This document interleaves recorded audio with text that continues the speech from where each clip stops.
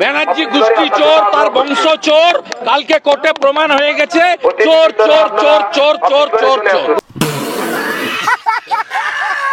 শুভেন্দুদা, তুমি আমার পিসিকে এইরকম ভাবে চোর বলছো? না না শুভেন্দুদা, আমার পিসি আর আমার পিসির বংশের কেউ চোর হতেই পারে না। কালকে কোর্টে প্রমাণ হয়ে গেছে চোর চোর চোর চোর চোর চোর চোর। পিসিকে বলছো চোর চোর চোর চোর, তাও নাকি আবার কোর্টে প্রমাণ হয়ে গেছে। তো কোর্টে কি চুরি প্রমাণ হয়েছে?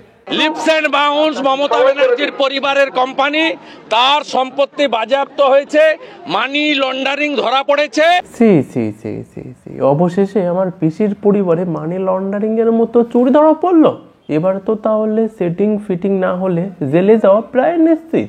আরে তো শুভেন্দুদা, বাংলার মানুষের এত অপেক্ষার পরে যখন আসল চোরদের খবর বেরিয়ে এলো, তাহলে এবার বাংলায় কি হবে? যোগ্য হবে। কি হবে? যোগ্য হবে। সত্যি শুভেন্দুদা, তোমরাও না পারো বটে। সামান্য চোরেদের হদিশ পাওয়া গেছে, তাতেই যদি তোমরা যোগ্য করো, তাহলে এই চোরেদের উপরের একদম আসল সর্দার যেদিন জেলে যাবে, সেদিন কি হবে? 17টা মন্দিরে সকাল থেকে কীর্তন হবে। চোরেদের সর্দারের জেলে যাওয়াতে যদি এই বাংলায় 17টা মন্দিরে কীর্তন হয়, তাহলে চোরেদের সর্দারের একদম সব পরিবার যেদিন জেলে যাবে, সেদিনেই বাংলায় কি হবে? দুপুরে প্রসাদ বিতরণ হবে।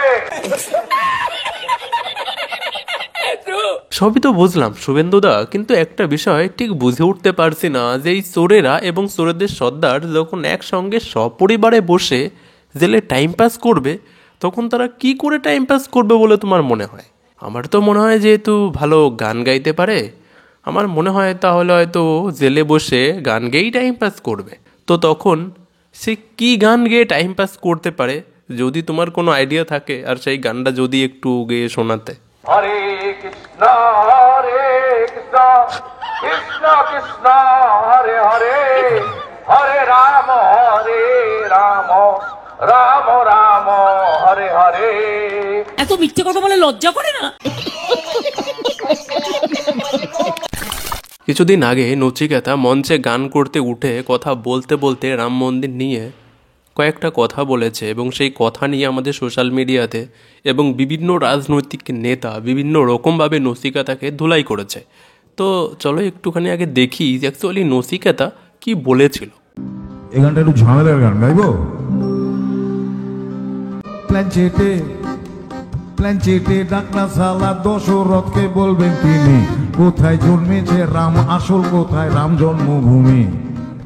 এই রাম জন্মভূমি নিয়ে প্রচুর ধ্যাসটাবি চলে আমাদের দেশে। হ্যাঁ, এটা তো অ্যাকচুয়ালি ধর্মের ব্যাপার নয়, এটা পুরোটাই পলিটিক্যাল খেলা।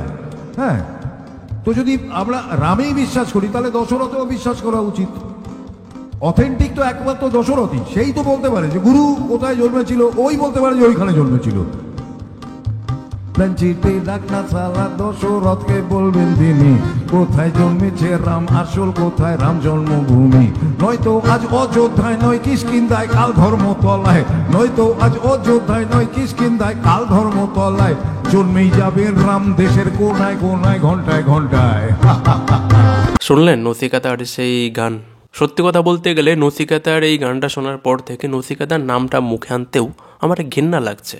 কারণ 492 বছর ধরে হিন্দুরা এই রাম মন্দিরের জন্য, এই রামের জন্মভূমির জন্য দিনের পর দিন লড়াই করে নিজের জীবন দিয়ে এই লড়াইটাকে ধরে রেখেছিল। তারপরে গিয়ে এখন তার অধিকার ফিরে পেয়েছে। আর সেই সময় দাঁড়িয়ে এই সিরাকাতার মতো একজন লোক সে রাম জন্মভূমি নিয়ে প্রশ্ন তুলছে, আবার গালাগালিও ব্যবহার করছে। নচিকেতা একজন মানুষ হিসেবে তিনি প্রমাণ করলেন তিনি একটি অভব্য মানুষ। দেখুন, তৃণমূলের এক মাতাল গায়ক শ্রী রামচন্দ্রের জন্মভূমি নিয়ে এই প্রশ্ন তুলছে, আর ওইদিকে তৃণমূলের আরেক চটি চাটা একটা চোর খুনিকে ভগবান বানিয়ে দিচ্ছে। শাহজাহান শেখ সন্দেশখালীর ভগবান। শাহজাহান শেখ সন্দেশখালীর ভগবান। কোন জায়গার ভগবান এবারেরই হারে হারে টের পাইয়ে দেবে। তাছাড়াও শাহজাহান শেখ তো একজন মুসলমান নাকি? তো একজন মুসলিম কখনো ভগবান হতে পারে? আর মুসলিমরা তো ভগবান মানেই না। মুসলিমদের তো সব কিছুতেই তো একই জন, তিনি হচ্ছেন আল্লাহ। তো শাহজাহান শেখ কী করে ভগবান হয়ে গেল? হয়তো হবে ওই সন্দেশখালীর আল্লাহ। লাজ লজ্জা নেই তৃণমূলের দালাল, এক একটা ছাপ মারা দালাল। শাহজাহান শেখ হচ্ছেন প্রকৃত সুন্দরবনের বাঘ। শাহজাহান শেখ হচ্ছেন প্রকৃত সুন্দরবনের বাঘ। প্রকৃত সুন্দরবনের বাঘ বলেই তো এখন তাকে আর খুঁজেই পাওয়া যাচ্ছে না। তো বাঘের কি শুকিয়ে গেছে? এই সমস্ত চটি চাটারা কি রকমের চটিখোর একবার ভেবে দেখুন। একবার প্রকৃত বনের বাঘ বানিয়ে দিচ্ছে, আবার ভগবানও বানিয়ে দিচ্ছে। আমার তো মনে হয় যে এরা শুধু চটি চাটে না, চাটনিও চাটে। বলেন কি? আরে ও অনুব্রত কাকা, তোমাদের আরেকটা চটি চাটাকে তো দেখি যে তোমার বদলে অন্য একজনাকে অরিজিনাল বনের বাঘ বলে দিচ্ছে। ও মূর্খ বলে এসব আজে বাজে কথা বলছে। হ্যাঁ কাকা, সেটা নয় বুঝলাম যে ও মূর্খ বলেই এইসব আজে বাজে কথা বলছে, কিন্তু কাকা ও অন্য একজনাকে প্রকৃত বনের বাঘ বলে তোমাকে যে ফেকু বাঘ বলে প্রমাণ করার চেষ্টা করছে। আমার ভাগ্য ভালো, ঈশ্বর ওর মঙ্গল করুক। তুমি তো কাকা বিশাল দয়ালু মানুষ। যে চটি চাটাটা তোমার বাঘত্বের উপরেই প্রশ্ন তুলে দিয়েছে, তুমি তাকেই বলছো যে ঈশ্বর ওর মঙ্গল করুক। কিন্তু কাকা তুমি কি জানো যে ওই প্রকৃত বনের বাঘটাকে আবার এটাও বলেছে যে ওই বাঘটা নাকি আবার সন্দেশখালীর ভগবানও। এটাও বোকা বলেই বলেছে, দোষ নাই।